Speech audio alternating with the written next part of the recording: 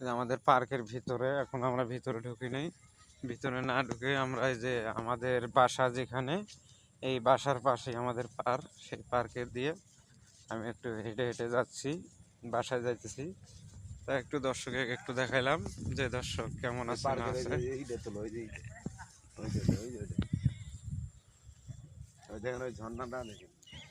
পার্কের ভিতরে অনেক কিছু, তো এখন হলো বিষয়টা হলো আমি লঙ্গি পিন্ধে আসছি, এই কারণে আমি ভিতরে ঢুকতে পারলাম না। আমি সময় করে আসে আপনাদেরকে দেখাবো, আপনারা মিডিয়ার পাশে থাকুন। বর্ষায় দেখেন কিভাবে পানিতে বাদাম অনেক দূরত্ব ডুবিয়ে গেছে, অনেকটাই মনে করেন ডুবিয়ে গেছে। দেখেন কত এক কোমর পানি আছে। এই পানি স্রোতের মধ্যে বাদাম মোড় ওঠান লাগে, অনেক কষ্ট কৃষকের এবার।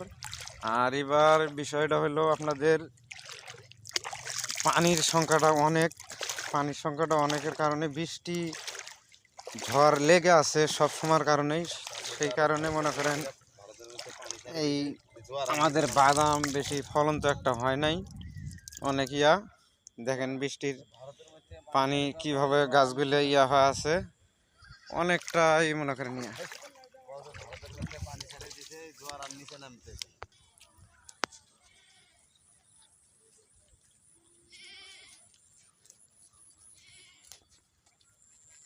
এই যে পার্কের মন্দির, পার্কের এটা মন্দির, এটাই পার্কের মন্দির। হ্যাঁ এটা পার্কের মন্দির। আচ্ছা আচ্ছা, ঠিক আছে, আমি যাব। এখন আমাদের সময় নেই, তবে আমি ঢুকবো।